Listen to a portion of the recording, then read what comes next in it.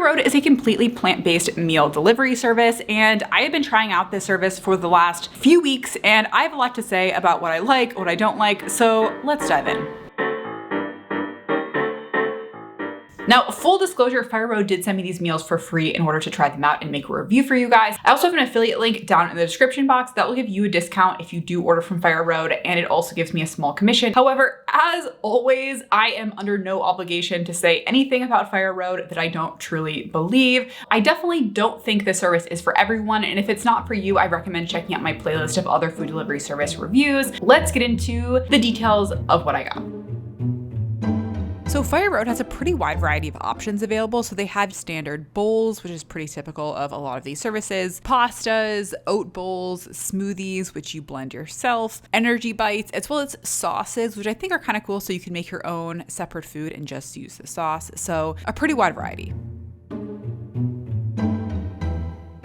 When it comes to meal delivery services like this, normally about $10 is pretty standard for what you're gonna see for a standard meal. And this is only increasing with inflation, but I am happy to report that the Fireroad prices are pretty standard. Are they the cheapest I've ever seen? No, but they're pretty middle of the road, like the oats and smoothies, which are $7. The bites and the soups, as well as the family size sauces, are about $10, and the bowls are $12. So all in all, I think pretty reasonable on the price per item. When it comes to the delivery, I really had no problems. Everything is shipped through the mail and it's all frozen. The only potential negative things I would want to call out for the delivery is they do only ship to the continental US. And then the second thing is they do charge for shipping for smaller orders. It does seem like they have larger orders will get free shipping. However, it depends on the exact price and kind of minimums, depend on where you live. At least that's what they say in their FAQ section. So for where I live, it was free shipping over $150, but otherwise it would have been $14.99 for shipping. So it's a pretty hefty chunk if you are getting a smaller order. Personally, I don't think it's terrible because everything is frozen. So it's a little bit easier to keep things and bulk up your freezer for, a month or two, but, definitely think about that. Bueno, sí. So the packaging kind of depends on which specific item that you're talking about. So for the bowls and the pasta, I found that they came all in paper packaging, which I do like for kind of health and environmental reasons. However, they did have a small layer of plastic film on the top. In terms of the other things like the sauces and the smoothies, it seems like I'm not exactly sure what the packaging was made out of. It was maybe some sort of plastic paper type of material. It was more of like a flexible packaging option. The only thing that really kind of annoyed me about the packaging is they don't have any type of nutritional information printed on the packaging. They do require you to scan a QR code in order to go to their website and then see the nutrition facts. Most of the time this is probably fine, but it did bug me just because there was no easy way to scan the meals to like MyFitnessPal or anything like that. There's also not any way to like quickly glance and just see what the calories are. So that was just a little bit annoying about the packaging.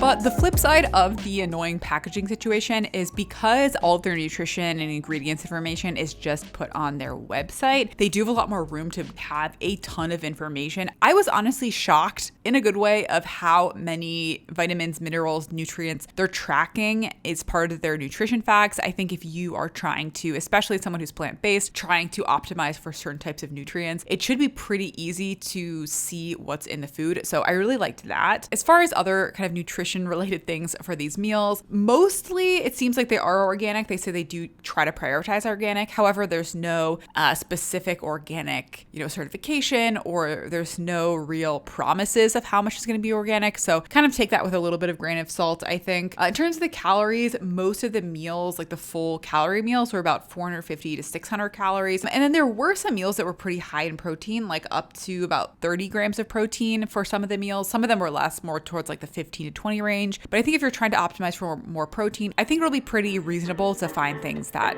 work for you.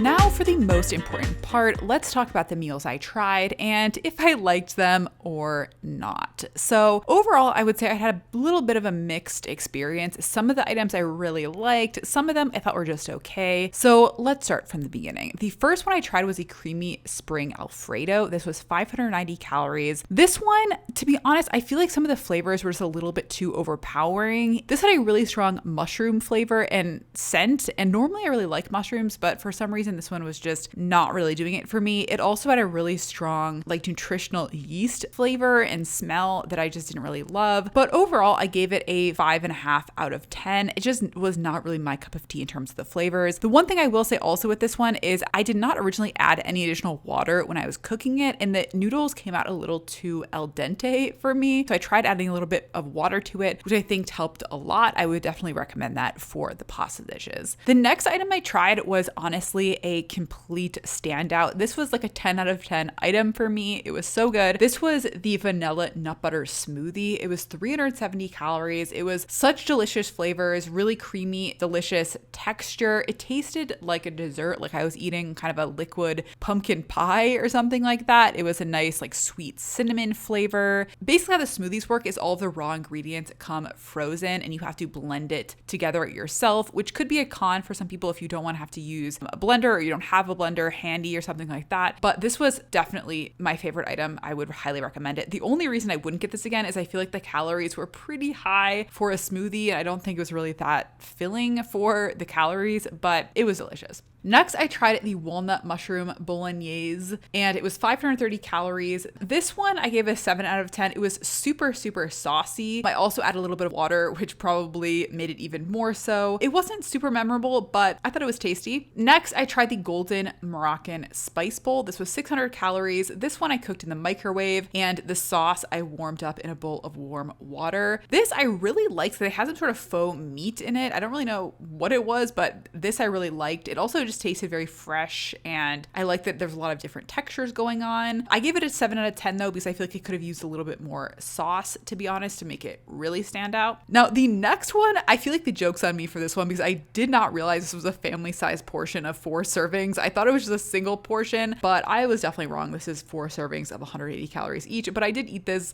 entire thing in one go with my pasta. This one I liked, but it wasn't the best pesto I've ever tasted. I gave it a 6 out of 10. Really, the only reason I didn't like it more was I feel like it was a little bit on the bitter side for pesto. It was definitely coming across some of those bitter leafy green flavors, which for me, I feel like could have been balanced out a little bit better, but I did still like it, and I would definitely eat this again in the future. Next, I tried the Pozzoli Blanco, if that's how you say it. This was 2 servings of 170 calories, so 340 total. This again comes frozen. This one was a soup, and it takes a little bit longer to cook this one because they say you should not microwave the package, so you do have to soak it in water. So definitely keep that in mind. It's not like a super fast process to cook some of these. So I soaked it in water for a while, and then after it was thawed, I just put the whole kind of frozen block on the stove and just cooked it on the stovetop. I actually really liked this one though. It was really flavorful. I would give it an 8 out of 10. Next, I tried the blueberry walnut overnight oats. This one I put in the fridge overnight with some almond milk. It was 320 calories, not including the almond milk. This one, again, I would give an 8 out of 10. It was not super sweet, but it tasted really nice and fresh. I like that they had whole blueberries in here. I would definitely eat this again. I like this one a lot. Next, I tried the dark chocolate almond smoothie. This was 330 calories. Unfortunately, I did not like this one as much as that other smoothie. I would definitely recommend the vanilla nut butter smoothie over this one, but this was also still pretty good. I would give a 7.5 out of 10. The only thing is I feel like it was just a little bit on the bitter side. I don't know if that was maybe some of the dark chocolate coming through, but next I tried the creamy Alfredo sauce, which was 110 calories, and I thought it was pretty good, but not like a complete standout. But you also have to remember this is all completely plant-based, and I think for a plant-based Alfredo sauce, it was pretty good. I gave it a 7 out of 10. And then finally, I tried the tahini sauce. This one, I don't know, to be honest, was not my favorite. I gave it a 5 out of 10. It had a really strong turmeric flavor. I think this one, maybe I just didn't have the right food to put it on. I was kind of dipping some crackers in it just to try it out, but I would recommend putting this on like a salad. I think that would be the best way to eat this. But yeah, those were the items I tried. Again, I think a little bit of a mixed bag. Some things I really liked, and some were a bit of misses for me.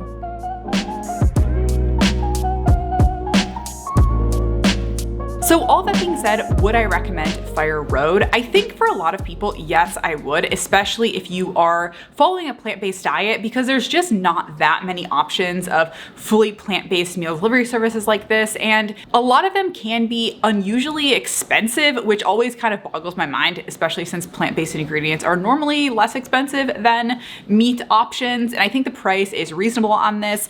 I think some of the meals are a little bit hit or miss, but I think if you figure out what you like, this could be a really good option. And again, if you do want to try it out, definitely check out my affiliate link, which will give you a discount down below. However, I don't think this service is perfect. Obviously, it's not for everyone, especially if you don't want to follow a plant-based diet. So if you want to check out some other options, check out my channel for other services I've tried out. And until next time, bye.